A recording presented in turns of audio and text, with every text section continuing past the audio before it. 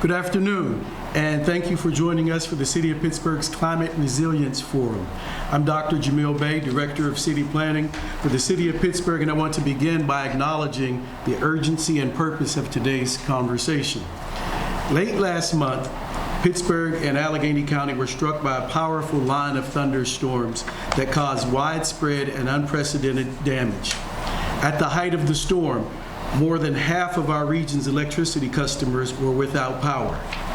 Trees fell by the thousands, many bringing down power lines and blocking access to neighborhoods across the city.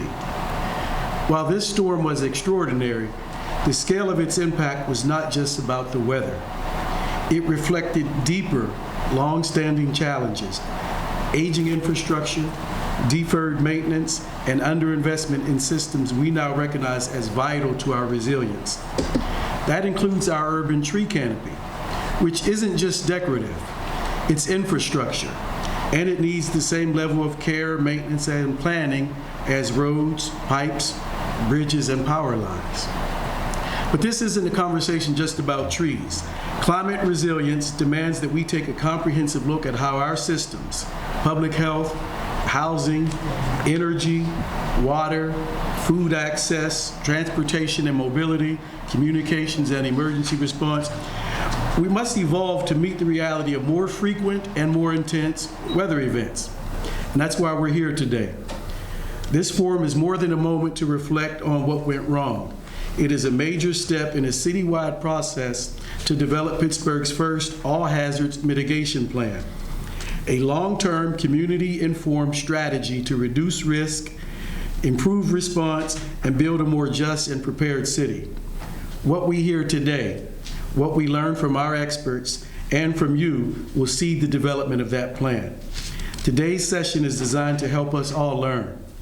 From climate scientists who understand what the data is telling us, from panelists representing forestry, utilities, emergency management, sustainability, and public works, each sharing what this storm revealed about their response systems and what must come next. And from you in the audience, advocates, community organizers, and partners who've long been pushing for a more resilient and equitable city. So if you're joining virtually, please use the Q&A function at the bottom of the Zoom screen to share your questions, comments, and observations. Even if we're not able to address every question during the broadcast, we will document and review every comment, and they will directly inform the planning work ahead. Because resilience is not built in isolation, it's built in community. So I encourage you to listen critically, think forward, and contribute boldly. Together we're laying the groundwork for a safer, more equitable, and climate-ready Pittsburgh. So let's get started. Mr. Mayor, I want to first thank you for bringing this together and having this making space for this conversation. Yes, first let me just say thank all the panelists that's here. This is a plan that should have been made, but now we're in the process of making it. I think a couple weeks ago when we seen that storm and how it really, and how the devastation that it did to our city, I think it was a wake-up call for everybody. We have to be more proactive than reactive when we're ready to face such severe weather. And we know that more severe weather will continue to come. And so to start this plan and make sure that we have a plan that addresses climate change is something that we have to do. People got to understand that this is real, and if we're going to be prepared to deal with climate change, then we have to change the climate by making sure that we're resilient and making sure that the community is educated. One of the things that I always say, particularly in underserved neighborhoods, is that when things like that happen, we don't know where to go, we don't know what to do. All we know is that we're out there and we don't have no electricity, we don't have no lights, our babies is there, grandma can't get her oxygen tank filled up. We need a plan that addresses everything. And this is why this is so important. We can never be in a situation where we're not prepared for national disasters. We know that they will continue, that the storms will be more stronger, and that with your participation, this is why we need you. The more we participate as a city, the better we will be to be able to take care of our neighbors. It is extremely important that when we come together to talk about what solutions are, that we share. We share our fears, we share what our hopes, and we share that we believe we need to do in order to protect one another. So as we go forward, I look forward to listening to, being able to read the report when it's done, and enact it in a way that speaks volumes of how we care for our communities. Thank you for that. Before we go to our panelists, I'd like to first introduce our friend from Penn State's Department of Meteorology and Atmospheric Science who's joining us online, Ben Reppert. Ben, are you there? I'm going to turn it over to you. You're no stranger to tracking and communicating about evolving threats related to climate change and weather events. So I'm going to turn it over to you and let you, just set some context for us, if you would. Absolutely. I'm going to share my screen here. Hopefully that is showing up. Yep, we're good. Excellent. So first and foremost, I just want to reiterate a sincere thank you for the invitation to be here today. This is a really important discussion to be having, and I consider it a privilege to be joining you today in having it. So I am a lecturer of meteorology and emergency management at Penn State, and what once seemed like a unique intersection of fields, has been becoming a much busier intersection in recent years, largely surrounding weather hazards that are turning into disasters. So we're going to frame our conversation today by talking a little bit about future risks associated with a changing climate. So first and foremost, when any discussion of climate change comes up, I think a lot of folks' brains go immediately to global temperature trends. And so I'm not going to spend a lot of time on this, but in terms of what's going on globally, the poster child, so to speak, of climate change is the global warming. Average global temperatures are going up. But on individual community by community levels, this is not exactly the best way to think about climate change. Global temperatures are on average rising. It's very important to recognize and not lose sight of. But I think it's created some issues about how the rest of us, or how a lot of the rest of us, think about climate change. It immediately will cause us to basically picture, the fact that the Earth is warming, that it means warming everywhere all the time.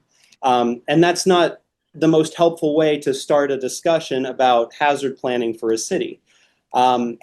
Oftentimes these days too, it can be really difficult to think that there's hope or things that we can do. We tend to see a lot of people almost get turned off of wanting to do anything about it because sometimes it seems like it's overwhelming or it's a problem too big for us to solve. And that's not true either. And for many years, the face of climate change or global warming was, for example, like a sad polar bear in the Arctic. And there's no doubt that climate change is affecting them too, but we as residents of cities, we don't really relate well to polar bears. And so there's a better way to go about thinking about these things.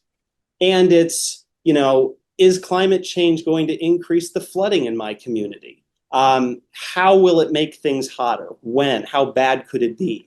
Are there going to be more frequent windstorms that take our tall trees and lay them over on power lines and houses and cars? Will there be cold outbreaks that catch our vulnerable populations off guard? Or something knocks out power and then it gets cold and then people are freezing without electricity? As it's already been alluded to, the data tell us that at regional levels, climate change is basically going to lead to more of these extreme events. We might not see all of these types of events in a given year. We might go several years between them. Some years we might see multiple such events. And I've got a picture of dice there in the center of the screen because I like to think about this as if you roll 2 dice, your range of outcomes is anywhere between rolling a 2 and a 12. Climate change is not eliminating rolling a 2 or a 3, for example. It's not eliminating possibilities, but it is tilting the scale or increasing the odds of rolling certain outcomes. And when we think about extreme weather, I think it's helpful to basically make that analogy that climate change is increasing the odds of certain extreme weather events happening, whether they're more severe or more frequent or both. The other problem that we tend to see these days is there is a strong disconnect between the risks that people are afraid of or most worried about and the risks that really we all should be. And so when we track weather hazards that either lead to more mortality or morbidity, whether it's fatal hazards or just hazards that hurt people, they get looped into these or lumped into these 8 different categories. I have these listed top to bottom in the order that, on average, the average US citizen thinks that these hazards are most dangerous from top to bottom. So basically, if you went up to somebody in the United States and you asked them to rank all the hazards in order of most danger, this is what that list would look like. The problem is, if you look at the actual data and rank these hazards in terms of how many people die because of them each year, the list is completely different. So you'll notice that a lot of the things on the left side that people tend to be most concerned about are actually some of the ones that are, on average, least concerning. And so the first part of coming up with an all hazards plan to mitigate from these future events, we need to know essentially what we need to be planning for.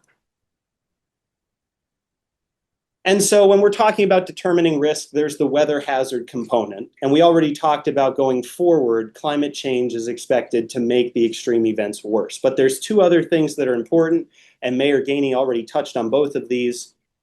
We have social vulnerabilities in our society, whether that's related to income, education, health, a multitude of things, and sometimes there can be several of these that compound one another. But vulnerabilities in our communities, that's a second piece. And then resilience is the third piece.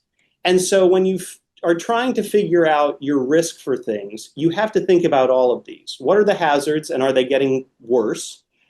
What are our vulnerabilities, and how resilient of a community are we? Weather hazards, we can't do too much about. We're still going to have weather. We can't, at least yet, really prevent the actual weather event from happening. Some social vulnerabilities we can do some things about. Some, there are such deep-rooted problems that go beyond the scope of Pittsburgh or Allegheny County that to this day we can't quite solve all of those issues. But community resilience is completely in our control. And so a lot of work done in recent years when you combine climate scientists and the Federal Emergency Management Agency, among a lot of other partners, including city infrastructure and lots of city planners. We've been able to come up with this national risk index and right now determine the 3 greatest risks that Pittsburgh and Allegheny County face going forward. Now, it's important to note that while I have the top 3 here listed on the screen, we also can't lose sight of all the others. But I mean, this isn't meant to be like a made to order top of the list, but it does turn out that even in lieu of the storms just a few weeks ago, damaging winds related to thunderstorms and severe weather is the top hazard. And Allegheny County and Pittsburgh, it's in the top 10%. If you look at all the counties nationwide, Pittsburgh and Allegheny County is in the top 10% in terms of risk for thunderstorm-related wind damage. It's also in the top 10% for flooding, and it's in the top 13 to 15% for hazards related to cold and winter weather. And a lot of this is driven by the expected annual loss from these events. Damaging winds is by far the top because in any given year, when you combine all these things, the expected weather trends along with vulnerabilities and resilience, in an average year, the county is expected to take on about $9 million in loss from damaging winds, from an average of about 2 events per year. In flooding, in an average year, the county would be expected to take on about $2.5 million in damage from about 7 to 8 events. And in terms of cold and winter weather, it's about $1 million in expected annual loss from about a couple of events per year on average. So those are the current top 3 things that the city and the county would be facing. Again, important not to lose sight of all the others. So I'm going to finish up with this, and I hope this underscores the importance of today's discussion and also emphasize that this is a really good time to be having it. So when it comes to reducing our risk to these things in the future, a lot of it usually requires some investment, both time and money. The time part of the investment usually comes from a motivation to act. Motivation to act, that usually comes after one of these damaging events, and we just had one. And so right now, the fact that this meeting is happening, the fact that so many people were affected a few weeks ago, there's motivation to think about this and do something about it. The problem is, and this is again a problem beyond Pittsburgh, this is a nationwide thing, the time that the financial means to act are there, they don't tend to line up with when we are motivated to act. And so ultimately, we really need to capitalize on the times when the motivation is there and there is any kind of financial means to do something about it. And so for right now, I will leave it at that and just once again underscore that I'm very glad that this discussion is taking place today. It's really important, and I'm glad to be a part of it. Thank you for that, Ben. We're going to ask you to stick around. You can help us, with the Q&A, and as we get further into the conversation, help summarize some of what we're about to learn. So now we're going to turn to the panel, and we're just going to go down the line and start with you, Chief Jones. You're no stranger to this work. You built a career. You've served us well in this capacity. And so the opening question, and whatever part of this you want to take, just down the line, what did last month's storm reveal about how your systems were most critical vulnerabilities in your system?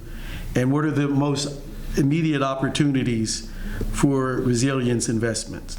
So the critical vulnerabilities in our particular system is that we can plan, but no plan survives first contact with the enemy. It's impossible to plan for every possible scenario. In this particular case with the storm, the plan that we have in place for severe weather was implemented and it worked. What people don't understand is that when with an emergency incident, we start out behind the 8 ball and we have to catch up and get ahead. This takes time, and I know people's patience is short, especially when they're sitting there in the dark. And so it takes a little bit of time for that to catch up. As far as resiliency goes, I agree with Professor Reppert about resiliency. Resiliency basically is an entity's capability or capacity to take a hit like a storm or some other event, rapidly recover from that, and move forward to what we call the new normal. Why is it called the new normal? Because you can't change the fact that you've taken a hit. The city took a hit. We can't change the fact that there was damage, and the best we can do is quickly recover and move forward. So with that being stated, in order to have a resilient community and a resilient city, we need resilient individuals. You cannot have a resilient city without resilient individuals. Trying to build a resilient city without first trying to build the resiliency of our citizens would be like trying to put a roof on a house with no walls and no foundation. So that would be the first step in my mind, is to help the individuals in the city, the citizens, to become more resilient to all risk, not only those of the national or natural disaster set. So with that, we're trying our best to make sure that we have the community, individual set first, and then once the individual is resilient and knows how to respond in this type of event, can help their neighbors also respond and help with this type of event. And that's what we're going to work on. Here's the challenge. As the mayor stated earlier, you have a lot of people in underserved communities. It is documented and research has shown that disaster and tragedy when it comes to these type of events follow poverty. So there's a multitude, as the professor said, of various social, economic, political, and governmental reasons why that is. That's beyond the scope of this discussion today, and frankly, really is important. It's the hand that we've been dealt, and that's what we have to work with. Thank you. That's Chief Darrell Jones, Office of Emergency Management and Homeland Security. I did not introduce you before asking you. All right, so next we'll go to Director Chris Hornstein of the Department of Public Works, the City of Pittsburgh. Thank you, Dr. Bay. So this storm, I think, revealed for the Department of Public Works, several critical vulnerabilities that we're working to address. I think just going back to the storm itself, having my experience with it with our staff from the moment it happened, and you're going to hear a little bit more in detail there, but it's upfront standard work that we, how we respond when we're overwhelmed and standardizing tools to do that. This includes gathering critical information that we can share with our partners, not just in public safety, but also in utilities, and how we can get them that information that we can make it actionable for them. I think it's important for folks to realize that we are eyes and ears on the street, just like the public.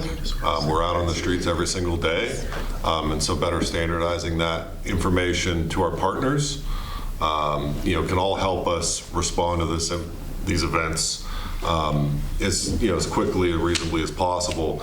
I think the good news is, standard work review, it's not part of our skill set. This is something that I brought when I became director, and we've worked hard internally to build this system of work. So this isn't an investment of resource, it's an investment of time, of staff time to learn. So that's a positive from my perspective. I said beyond internally, we lost several critical pieces of infrastructure that we used to respond went down during this storm event that we need to shore up. These are public safety facilities that were without generator power or had backup generators that did not respond or failed during the course of the event. These can have critical operational impacts to public works and public safety, but also critical impacts to shared resources like our field supply and how we address the public. So we'll be looking at those things. We're compiling that information, getting that together. That's also, we need folks to understand that Public Works is actually, in fact, the first responder. We're right there with firefighters, we're right there with police officers and EMS. We were out there at the beginning of the storm, and we're still out there cleaning it up. So this means that we need to, carefully consider investments in our resources to help us be first responders, and this includes not just people, but vehicles and equipment that we need to do the job. And I think lastly, I asked the public and our staff and internally ourselves together collectively as a community, I think we need to revisit long-held beliefs or sometimes ideas that come up during these events that are worthy of talking about, but some of which might just be impractical, and also help clear up misinformation in the public eyes. A lot of these are centered around what does it mean to have an urban calamity, how does it benefit us, how do we manage it, and the resources that we need to manage it. But it also gets down into critical parts of community support infrastructure, how folks access community support, how folks can be connected with their neighbors, how we all can have a plan to be resilient together. And other questions that are just basic, like can trees and overhead power lines coexist? I believe that the answer is yes, but with an if, and that if is, we have to be careful about what that relationship looks like. And I think some other long-held beliefs about folks with weaker, perhaps community support systems, and I think we need to be careful there. because some proposed solutions that we've received, I actually think may create more harm than good, which is something that we don't want to have happen. Thank you, Director. All right, moving down the line, next we're going to go to you, Michael. Michael Kelly is the Utility Coordination Arborist in the Forestry Division in Department of Public Works at the City of Pittsburgh. And Mike, you and I probably, at least on this panel, worked longer together than anybody. I think so, yeah. Did we lose our feed? No. Okay. Working and thinking about trees and the urban canopy, like I said, you want to talk a little bit about from your perspective? Yeah, I'd be happy to, Dr. Bay. What your work looked like? Yeah, thank you for having me on the panel. Pittsburgh is an extremely green city, as everyone who lives here knows. We have over 3 million trees, and these trees, they serve as the lungs and kidneys of our city. They are one of our greatest resources, but they, of course, do come with associated costs and risks. The last storm we had winds in excess of 85 miles an hour, which is effectively a Category 1 hurricane. And to put that in perspective, for even a healthy tree that doesn't have any structural defects, that is going to have decades of future service, cleaning the air and providing oxygen, that is the equivalent of getting hit by a car when you're crossing the street. There are a certain level of unexpected or unstoppable forces that lead to catastrophic damage, and we saw some catastrophic damage as a result of this storm. Now, that being said, there are a number of practices we can engage in and a number of facets of our work that are actively engaged in mitigating these risks and reducing future risks to our community and to our natural resources. Because every single one of these trees we lose makes it harder in the future for us to live in our communities. As we see temperatures increasing, as we see decreasing air quality, we're going to see increased localized flooding for every single tree that is lost. And that means it's absolutely essential that we build back. Now, fortunately, many of the best practices for reducing the risk associated with your urban canopy start at day one with tree planting. We operate on a principle of right tree, right place, all across the city. Now, this is developed since the early days of urban forestry, when we planted any tree anywhere where it would fit. Our current practices involve planting utility-compatible trees, that is, those that do not grow into an area where they will impact the power lines. It includes a regime of pruning of juvenile trees so that when they grow into mature trees, they do not have significant structural defects that increase their rates of failure. And more importantly, in the winter seasons, when power loss can be even more catastrophic because it may mean loss of heating in homes, it makes them more resilient to ice. Now, the other aspect of this is maintaining an agile and rapid response team. And fundamentally, we are able to mobilize the same day as storms, and we're often out as the storm is progressing, doing triage, assessing locations, and making sure that all of our assets are allocated as efficiently as possible. But we do have some weak points, of course. Our forestry staff is not able to field sufficiently large numbers of staff for a long duration event. And this is something that we've been collaborating with the supervisors and the rest of the Department of Public Works on to improve over the past several years, including new staff that we have received, some of which started during the storm and some of which have continued to come on board this week, as well as direct coordination among the divisions with our forestry teams, with the utilities, with all of the active partners who are in the field. And this comes into our final point, which is we have lost a significant number of trees, and therefore will be losing a significant number of ecosystem services, which at the end of the day are going to have massive negative impacts across the city that will be felt disproportionately in our underserved neighborhoods. And one of the things we need to look towards in order to improve our ability to withstand future events like this is making sure that our canopy is being rebuilt as these events occur, and that it is being rebuilt in a manner that is sustainable and more easily defended against extreme weather events through the application of preventative maintenance and the principles of right tree, right place. Thank you for that, Michael. Next, I want to hear from Casey Stewart, who's the Director of Safety and Security at our water utility, Pittsburgh Water. Thank you, Casey. Yes, thanks for the opportunity to join the panel today. On behalf of Pittsburgh Water, obviously our mission is to deliver safe and reliable drinking water to all of our customers in our community, and to help to support the community resiliency.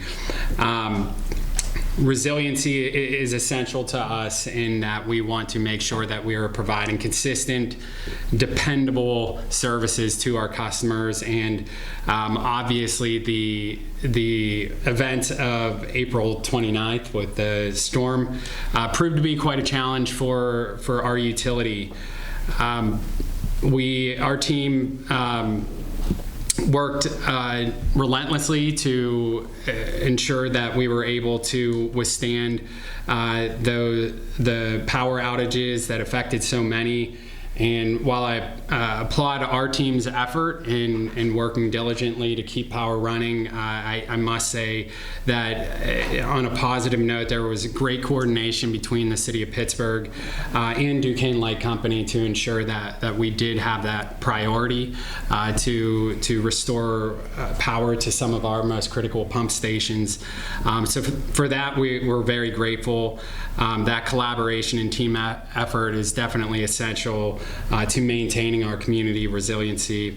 But in terms of what this really did expose for us is that mainly aging infrastructure is something that is really detrimental to us, and a challenge that we face. And I think that many other utilities also face similar situations like this, in that we have pump stations and facilities that are anywhere from 50 to 100 years old now, and many of those were not equipped to withstand the type of weather that we're seeing in the climate change that we're seeing. So while we put a significant amount of effort into developing redundancies and creating resiliencies within our system, it also did expose that there's still a lot of work to be done to ensure that the community is served. I think one major aspect of it was realizing our interdependencies with power and communication. While we have backup power at many of our facilities and critical pump stations, that isn't foolproof. You need fuel, you need resources to continue to run those things, and you need that prioritization to restore power when it's needed, which in the case of last week we were granted, which was really a great response from our local utilities. To do so, you need emergency contracts. So one other challenge we had is just staffing. So we have electricians out doing work to maintain these systems, and they need to rest, as we all know, and they need, and a lot of that knowledge that's there is starting to age, and having emergency contracts with different specialized companies that can provide us critical services that we need in these types of events is really necessary. Often, and also looking at our systems too, and realizing where there's opportunities to be able to do things internally as opposed to relying on DLC or an electrical provider in those situations. Often when you need that one small switch turned and you need somebody from Duquesne Light or a specialized provider to do that, that's when they're in the thick of everything. So we experienced that. Very grateful for the prioritization that we did receive, but we really need to look at how do we close those gaps and make our system more resilient as well. All right, thank you for that. Now, before we go to our last panelist, I just want to so we're hearing about collaboration, communications, aging infrastructure, vulnerable populations. Now, our final panelist, Flor Marion, the Assistant Director of Sustainability and Resilience in my office, the Department of City Planning. You're not an emergency responder. You're not out here doing that work. You have a different perch here. And so as a planner, in sustainability and resilience, you're thinking about the future of this and how we mitigate and prevent. What's your take on this conversation that we're having now, and how do we think about framing the next steps?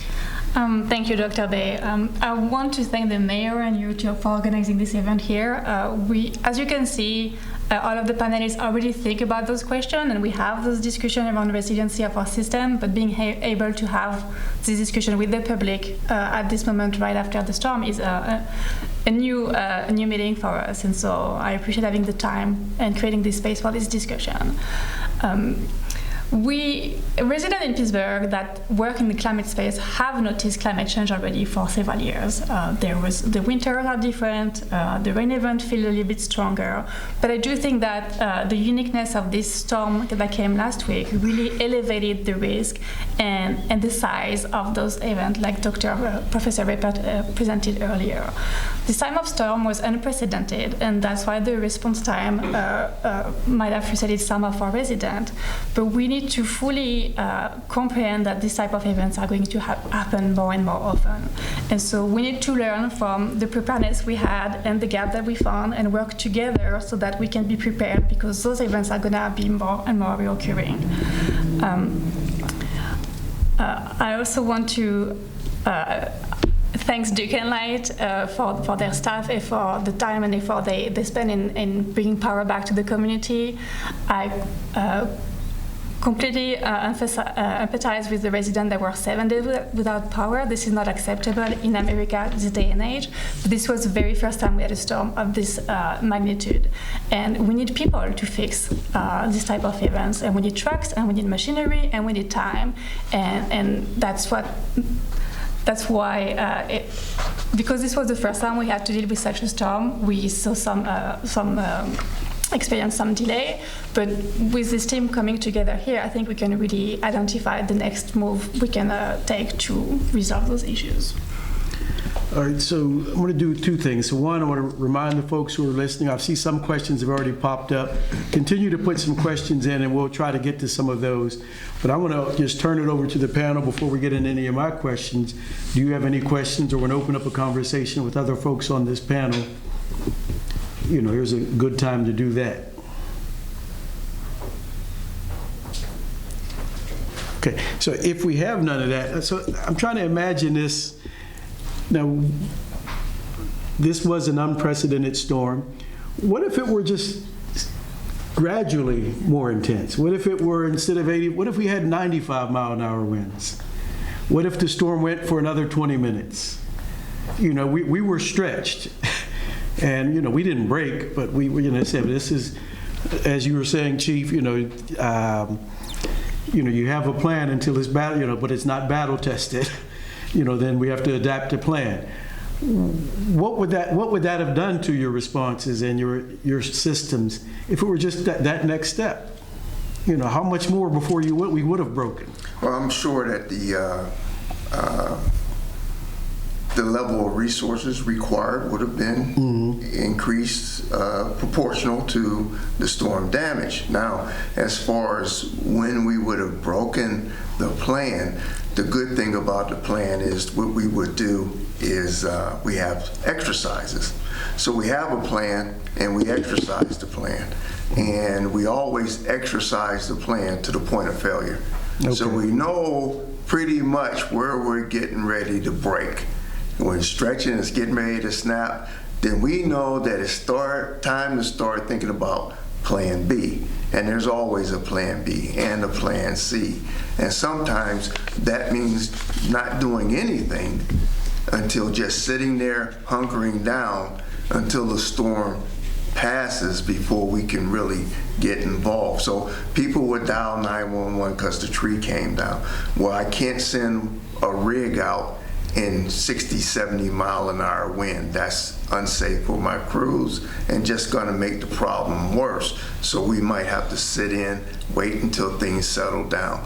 We have variables that's there and we have options, that we can use. So we test the plan to the point of failure, and my people in emergency management know that, okay, we're getting close. Let's start thinking about what plan B would be or plan C. And so, to you, Casey, related to that, as we're sort of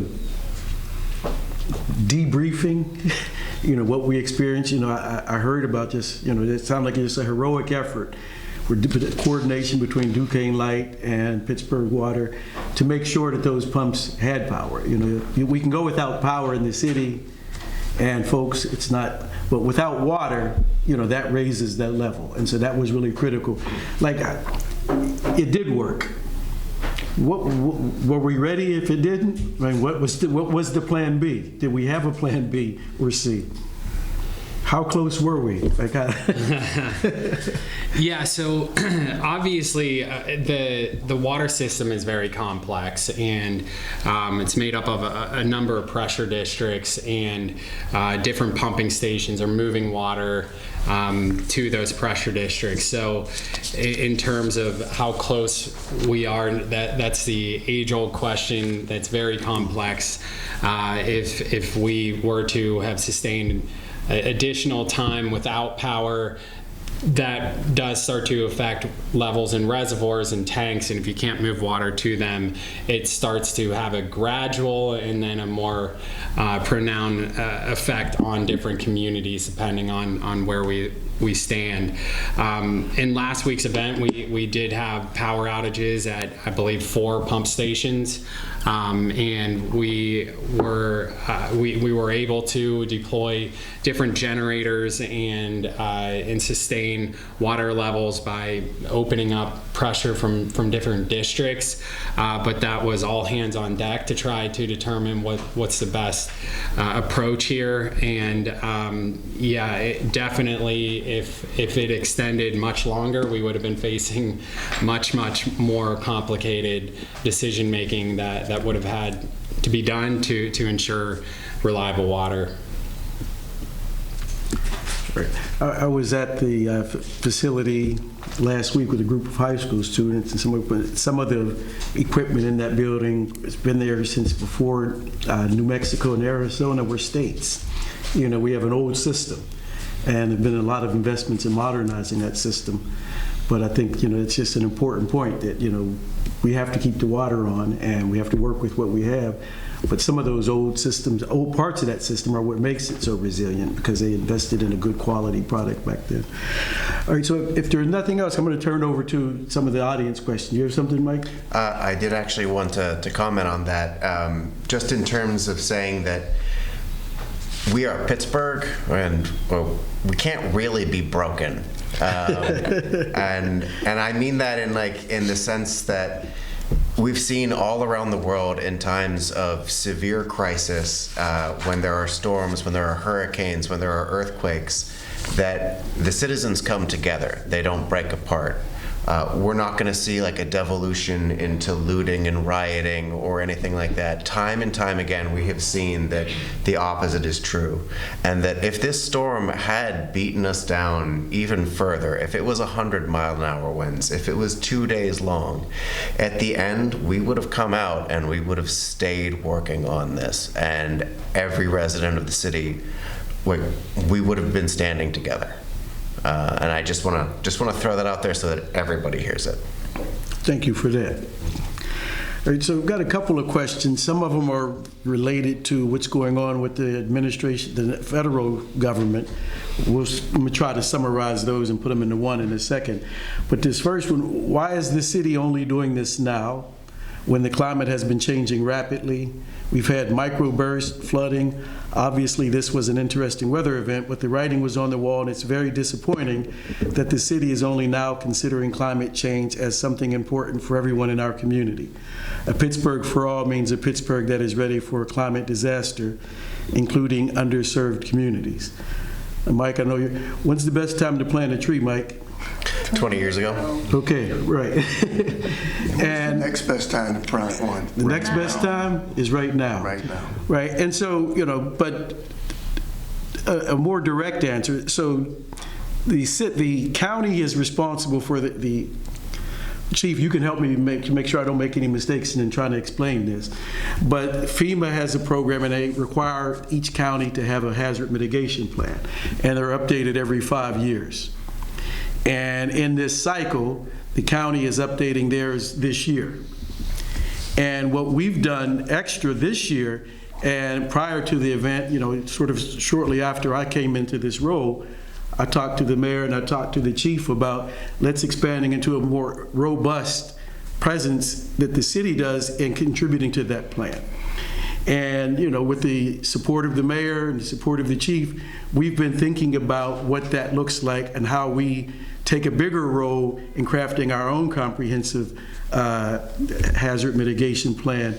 And so, the sentiment here, why are we only doing this now? It's not something that you can do right away, but there are cycles for funding these, and we're in that cycle now. Is there anything to add to that? So, I would just like to add that you could call it whatever you want, but we've always had storms. Mm-hmm. We've had fatal storms in the county where I remember back in the 80s, someone was killed in Kennywood. I remember the tornado that went across Mount Washington. I was just brand new here in the city in 2007, and we had a tornado that went through and tore up the science center, the cone on the science center and things. So so from my perspective, the cause isn't what's important to me. It's how we respond and prepare for it. And yes, climate change, in my opinion, is real. I know that is a political hot potato right now. You say climate change and people get upset. So typically I won't use the term climate change. I say we're having some freaky weather patterns. Freaky weather. Some unusual weather. And you can call it whatever you want, but that's what it is. So in response to that question, we're looking at climate change now, but your Office of Emergency Management, Homeland Security, and I agree with Director Hornstein. I tell him all the time, you guys need red lights and sirens, just like we have, to go out, because you're part of the response and the recovery.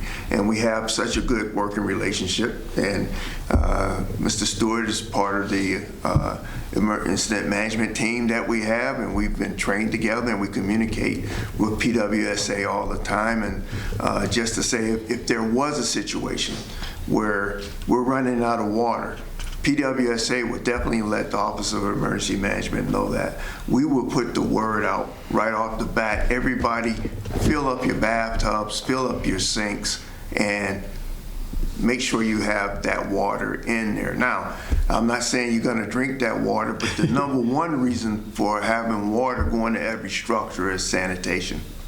So you can flush your toilets and things like that with that water, okay? Because any building that does not have running water will be soon condemned. It's uninhabitable. So those are some of the things that we have in our plans for such an event like that. Does anybody want to add anything to that? Yes, I do want to, sorry, Chris. No, go ahead. I do want to add that the executive order is tasking the Office of Emergency Management and Homeland Security to work with planning for a first Pittsburgh hazard mitigation plan. The city has been working on climate sustainability and resilience for many years. In particular, we work with Pittsburgh Water and the Forestry Division on a tree planning map based on data to identify which neighborhood do we need to invest in tree planting the most to really mitigate the heat risk in summer? And this data is going to be used in our Just Transition Comprehensive Plan. We're also working with PGA, Pittsburgh Water, on the green infrastructure, identifying a new site for continuing to deploy green infrastructure. So the mitigation involvement of the city is new, but the resiliency, the deployment is something we've been doing for a long time. That's great. Yeah, so we'll just echo, we've been working with Flor and her team in city planning for a number of years now to address these on a variety of fronts. You know, as the Department of Public Works, I always like to say, like, I feel like we have a very unique perspective because not only are we a first responder, but we're also a first preventer. We're a first preventer of climate change by a lot of Michael's work and his team's work in forestry and the infrastructure that we work with Pittsburgh Water in terms of how we deal with some of our other climate hazards such as flooding, how we can partner together and prevent those things and make us more resilient when the storms do come. Because the fact of the matter is that they're going to come. The freaky weather is probably going to get a little bit freakier, and we might get our freak on a little bit more often. So, you know, I like to look at it through those two lenses.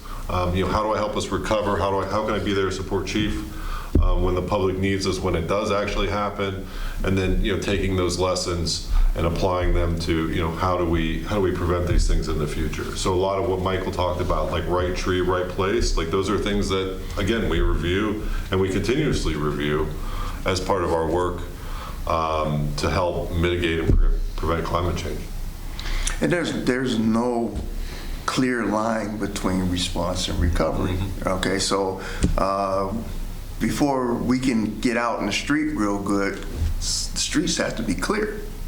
Debris and stuff have to be moved off the streets, and then we can proceed safely to assist and answer those 911 calls. So it blends up now. Eventually, the response fades out and you go to full-blown recovery, which I believe is the phase that we're in right now.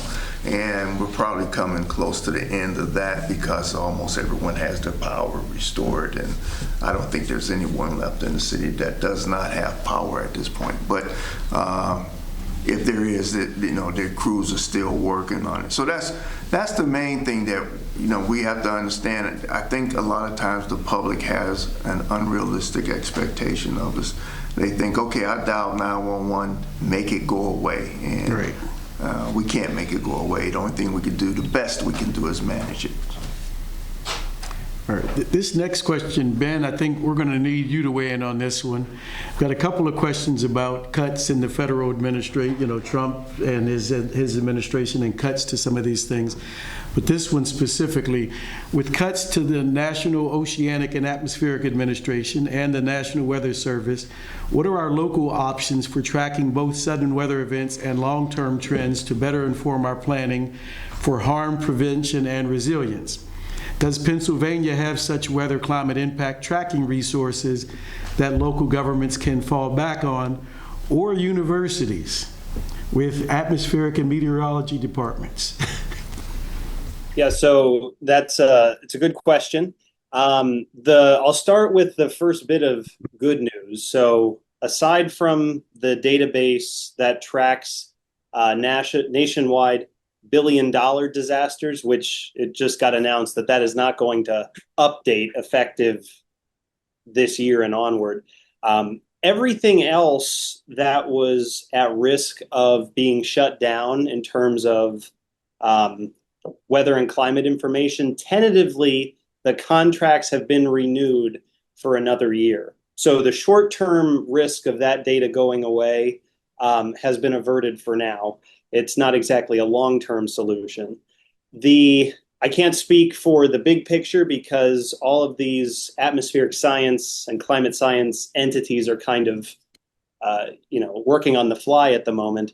But here in our department, we actually house the Pennsylvania State climatologist, Kyle Imhoff, and he's got a team of others as well. And even before some of these cuts have actually been announced or proposed, he and his team have been working behind the scenes to beef up their computing power and database capability to try to do more with some of these data sets. So I guess to give you a straightforward answer, at least for right now, for the next year or so, or the next 13 months through June 2026, a lot of those data contracts have been renewed. So short term, the data is safe and will be there. At least here internally in the Pennsylvania State Climatologist Office, we are working fairly rapidly, or as rapidly as we can behind the scenes, to try to, at least for Pennsylvania data, try to tentatively fill in those gaps should they become gaps in 13 months. All right, thank you. Anybody else want to tap in on that one, or are we good here? This is an interesting question. You mentioned the communications a few times and that how important that need is. Where is Verizon, AT&T in the emergency response? Like what's their relationship, or whoever the communication providers are in the emergency response? So we have working relationships with both T-Mobile, all three of them, Verizon, AT&T. AT&T right now services a system called FirstNet that all first responders have an opportunity to register with, and our numbers will move up to the have priority over other calls.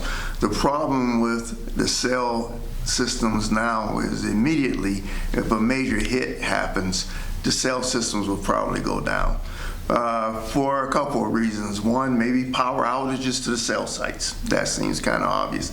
The second one is that everybody who's on social media is going to grab their phones and go live and suck up a lot of bandwidth and things like that. All three major cell carriers will provide us what they call cell on wheels, which we call a COW. They will provide us with charging stations that we can, so people who may have their power out can at least get to the corner or to an intersection where one of these charging stations is set up to charge their lines. As far as emergency communications go, we still have systems in place for that, like the Amber Alert is a perfect example of that. If you're sitting at home watching TV and a child goes missing and they send out an Amber Alert, your phone alerts, your television alerts, your radio alerts, we have that same capability as well. All right, thank you for that. That's one of those things that of course you have to have that. I never thought about that. I have a cousin who works in a dungeon under Wall Street in New York City, and it's like a hub for AT&T and Verizon, just to make sure that that's always there. And I never thought about, locally, what does that look like? But I appreciate that question and that response. Michael and Chris, this is what's going on with forestry now? How are we thinking about expanding that investment? How are we going to continue to trust trees when folks have just been, had trees smashing through their windows? Well, I would say first and foremost, do not lose faith in trees. I know it's been a rough patch, but at the end of the day, the benefits to the community that you live in and to your own home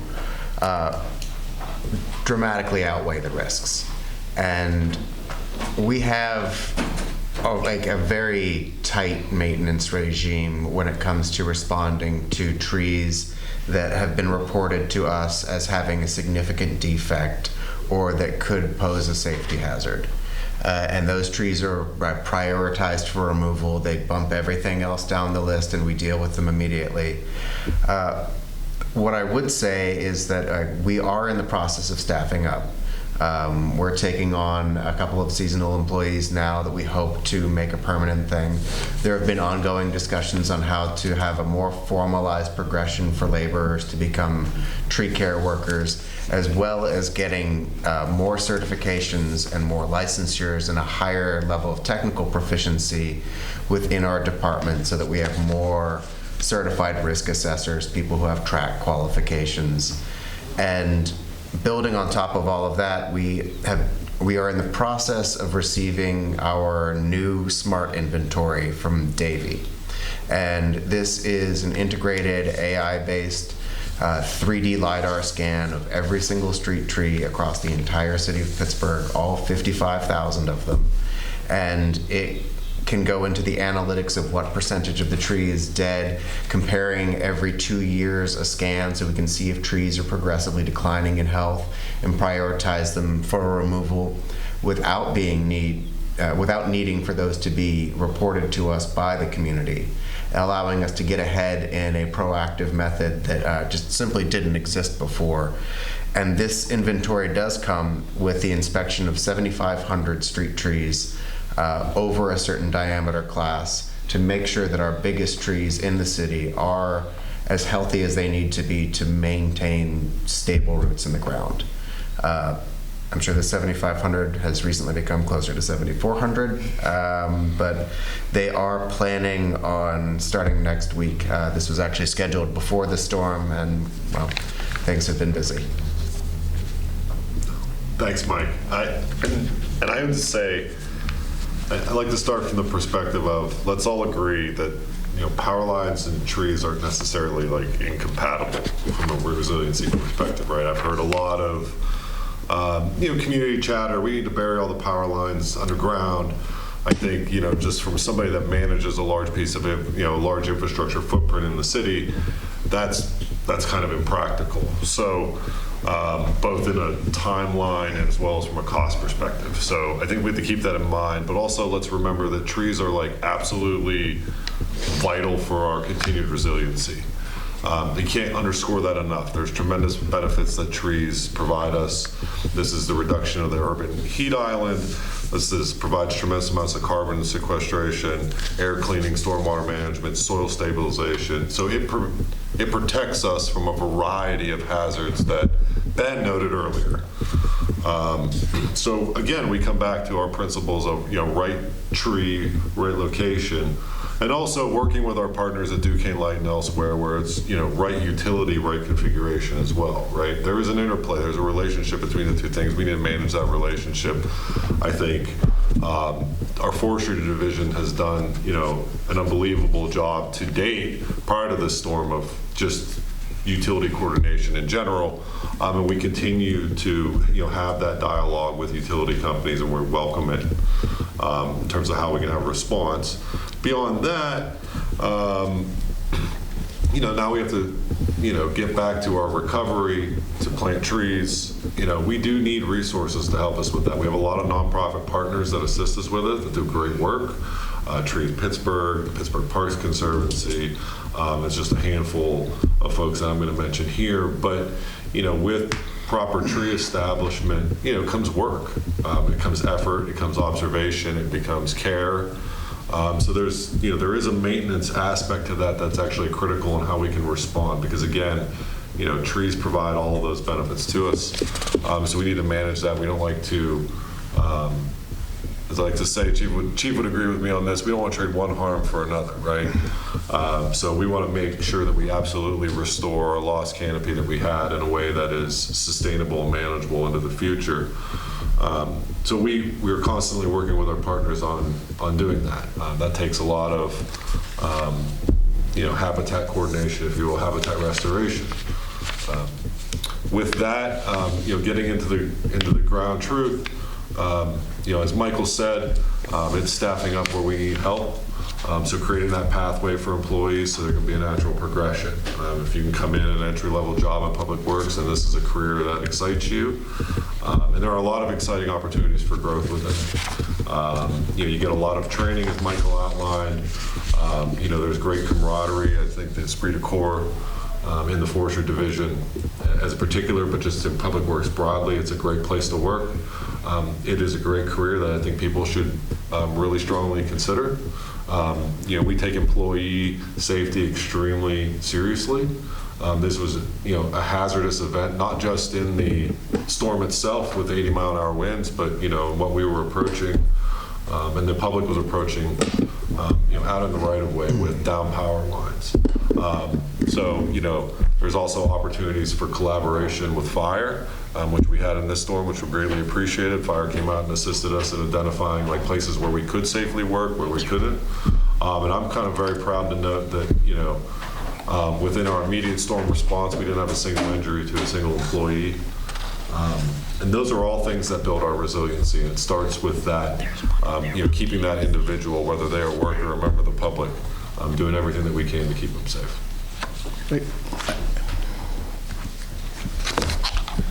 All right, we've got time for a couple. Thank you for that. As she was handing me these notes, what I was ready to stick a pin in is I've also heard something about opportunity for folks who are looking for work and want to do this kind of work, that this is a good place to get started. And that sort of caught my attention because I know a lot of people who might, be in position to take advantage of that opportunity. But now I have a couple of more questions. We're not going to be able to get to all of these, so we're probably going to do 2 more, and then we're going to begin our wrap-up. But I haven't had a chance to sort of go through these. But someone asked that, so much of the disaster response funds are only available after the fact, and what we've been talking about is recognizing that.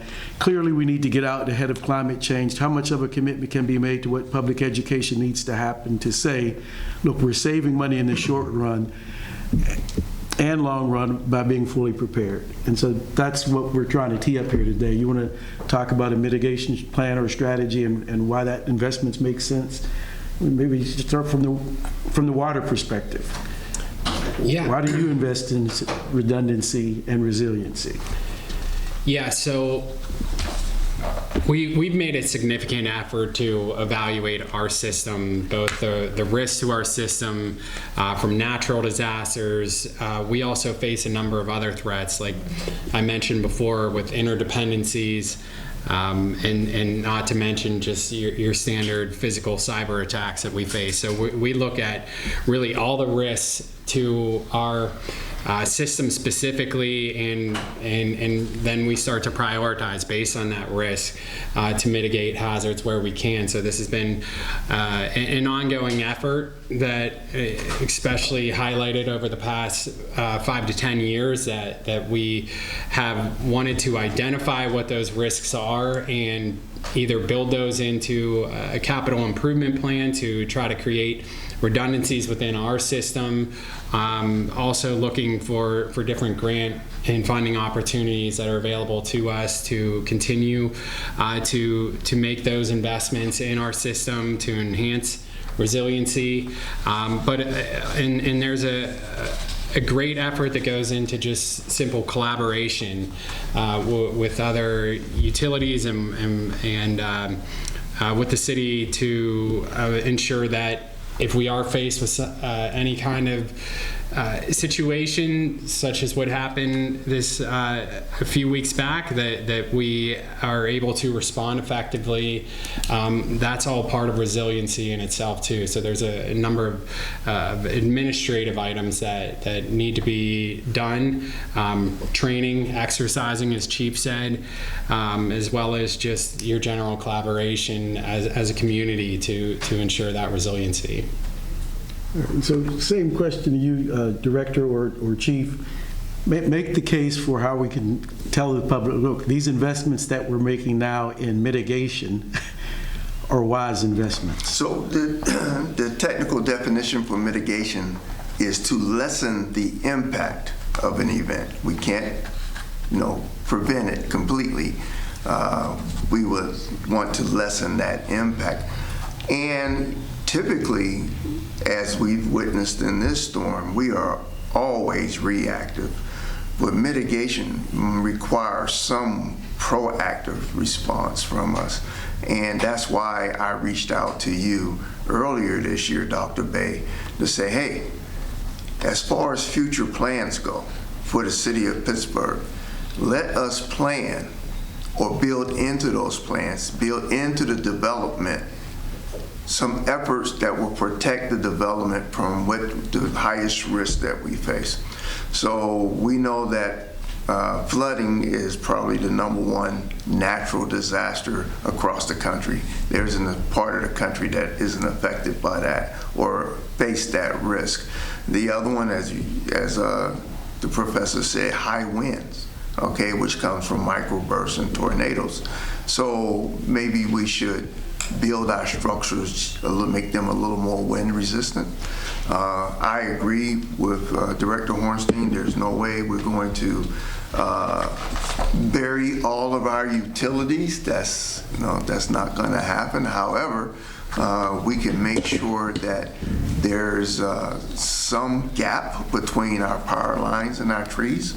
And those people who have very, very tall trees in their yards, be wary that they can't crush a house. So you might want to, those are things that can be done for mitigation. And I say it all the time, the one ingredient you need to have a disaster is people. If there are no people, no homes, no loss of life, no businesses, no jobs being lost, then all you have is just some wet, soggy ground. So if we can make sure we don't put people in a position where they will be exposed to these risks, that would also be a good mitigation effort. And speaking of the high winds, we are coming into the time when Pittsburgh and Western Pennsylvania sustains the most weather activity. The second week of May through the second week of June is when it's almost like game on for Mother Nature. She can throw anything at us during that 4-week span. All right, so we're not going to have time to get through all of these. I appreciate that so many of you, at least in this second batch of questions that you did leave your names here. We are going to include all of this in our summary report, but I want to make sure we have enough time to wrap up. One of these questions I want to get to because I think it's an interesting one. Somebody wants to know who's responsible, right? And the question is a little more direct than that. Like in Pittsburgh, we have city maintained roads, we have county maintained roads, and we have state highways.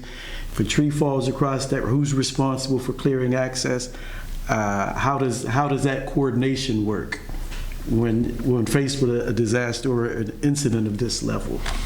I could probably handle that one too. Emergency management's job is to coordinate. We don't go out and tell the linemen how to do their job. We don't grab chainsaws and tell forestry how to do their job. What we do is we make sure that everyone is operating on the same page at the same time. We're all in the same sandbox together.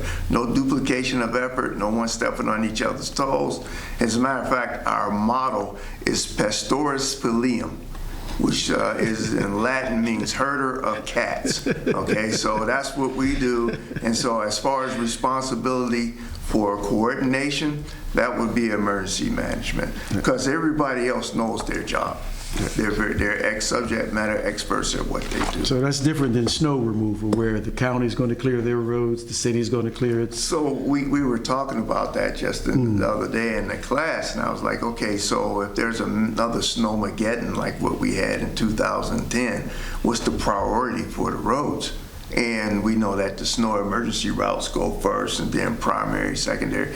I don't think, it's going to matter. I don't think anybody who's stuck cares what's on the side of that truck, that plow truck that's coming down the road. That's why the coordination and collaboration comes in. Now, we don't want Chris's team doing the same road that the county's doing at the same time, because that's duplication of effort and waste of resources. That's why we are here to collaborate and coordinate and make sure, and most importantly, communicate what we're trying to do. All right, thank you. So I'm going to, before I ask Ben to summarize, so Ben's background is in hazard mitigation and communication and atmospheric science. And so what I'm asking him to do big picture, is to help us kick off, what should we be thinking about as we prep a hazard mitigation, climate informed, all hazard mitigation plan. But before we turn it over to him and hear his summary notes, anybody else, anything we left on the table that you want to make sure we communicate? Yeah, I do. One thing, I just want to make sure that we touch upon how important the community support network that folks have is functioning. I was a first responder in this event, but also, I'm a father of 3. So, and I lost power just like everybody else. So I had all of those burdens. Right now, I'm fortunate. I have a very strong, community and family support network that I could lean on in this time. But that we provide those opportunities for folks that don't have that, or perhaps there are opportunities for additional support. And I think, Chief, you've brought up some really great, interesting ideas in our discussions about how we bring those resources to folks that need them, how we get in touch, how we communicate, how we access them, how they access us. So part of, we made very intentional decisions during this storm event about, opening up our debris yards for the public so they could help, have a sense of return to normalcy, giving instruction on, how to dispose of food and why we could accept it at the curb. Because I received some requests, for things like, can we put a dumpster up in a neighborhood so folks can dump in? It's actually, no, we can't do that. That actually creates an environmental hazard. It's well documented for us to do that. It will lead to a lot of illegal dumping. So we do take those community support infrastructure, because we're part of that community support network, right? Public Works. And so, we do take those things very seriously. We had a lot of robust discussion about how we were delivering those things for people to return their lives to normal as soon as possible. Anyone else? I have one thing, and it is, please do not touch downed lines. It is the single biggest thing in an emergency to be aware of. We've got turnaround, don't drown. We don't have a snappy thing for don't touch electrical lines, don't touch phone lines, don't touch anything that's a wire hooked to a pole, because you never know if at some point on that span of wire or an adjacent span of wire it's become shorted out, or if it's crossed into something that's actually still powered on. You just can't know what the hazards are, so please stay away from lines. Let's take that a step further. Don't touch it with anything. If there's a line on the ground, go around. Yeah, because the last victim used a stick to try to move the line and was electrocuted. So don't touch it with anything. There are professionals out there who know how to handle it. Be patient. They'll get to it. Floor? Casey, anything? I think those points were essential, so it's hard to follow up. I will just point out to the public that there is already a public survey for the county hazard mitigation plan, so I invite you to go on their website and share your feedback. And as well as our Just Foundation Comprehensive Plan, we also have a survey out, and we would like to know what you care about and what you want to see for Pittsburgh future, so please participate.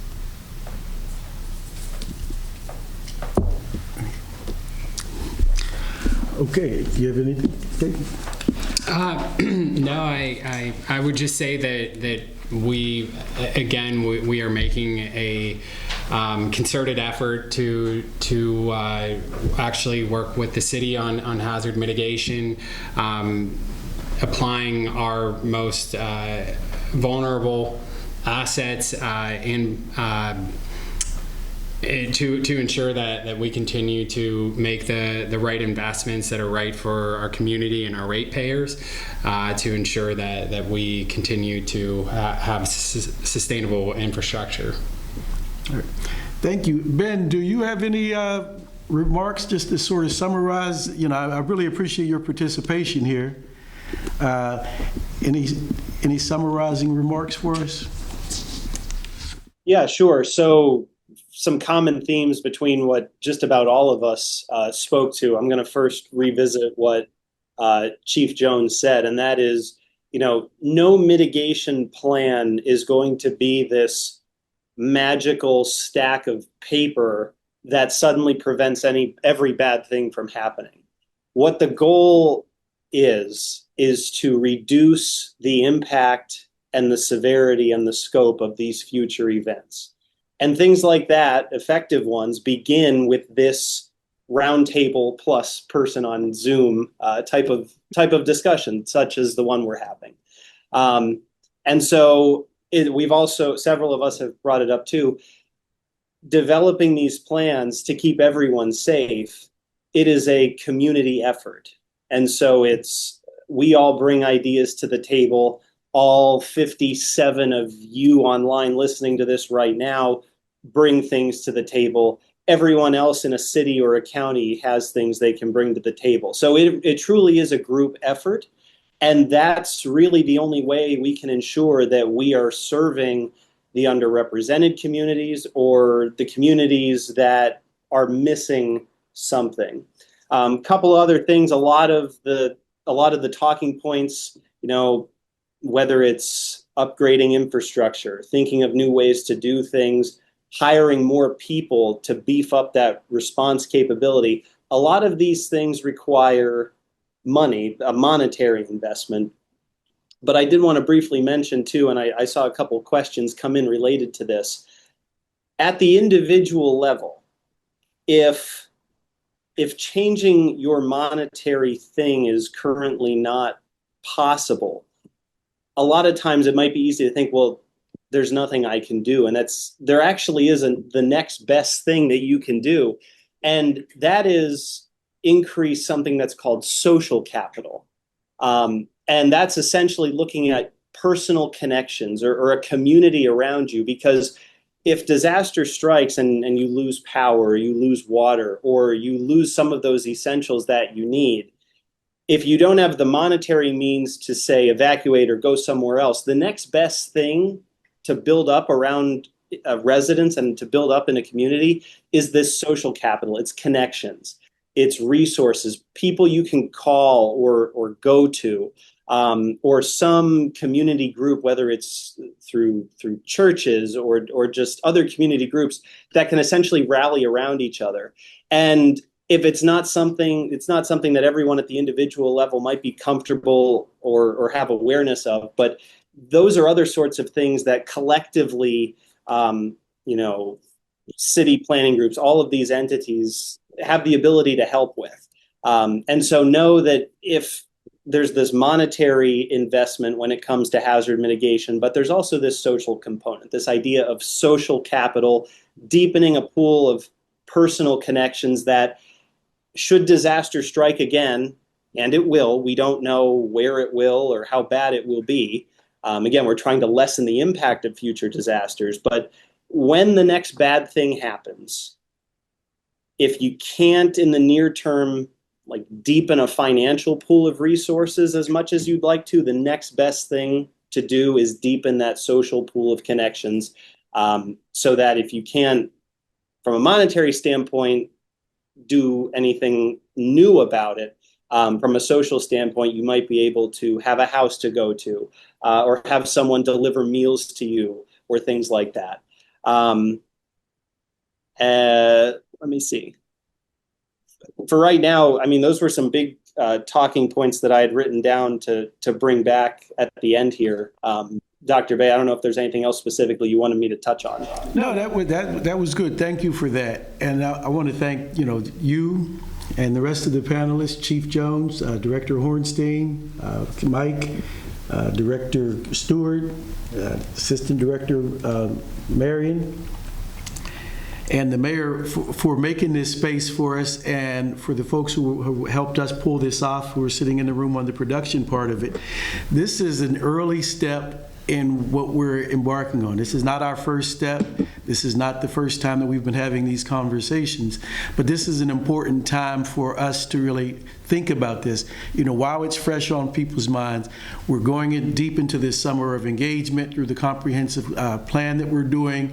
We're including the hazard mitigation planning in that effort, and we're thinking about it, as the chief has said and as the mayor said and others. It's that household resiliency level that we're focusing on. That we have to. That's the scaffolding for the rest of this work. And so when we're engaging in the next couple of weeks and months and asking folks to think about what is their household plan, what is your personal plan, what is your block plan, what's your neighborhood plan, so that community organizations and other folks who are participating on this webinar, we need your involvement, we need your support, and we need you to promote what we're talking about here. The county has a survey online now. If you go to the Allegheny County, if you just search for that in your browser, Allegheny County All Hazards Mitigation Plan, you can weigh in on that. We're going to get some of that and include that into what we're building here to think about what's Pittsburgh's role in that plan. So thank you again, and I appreciate this, and stay tuned. We're going to continue this conversation.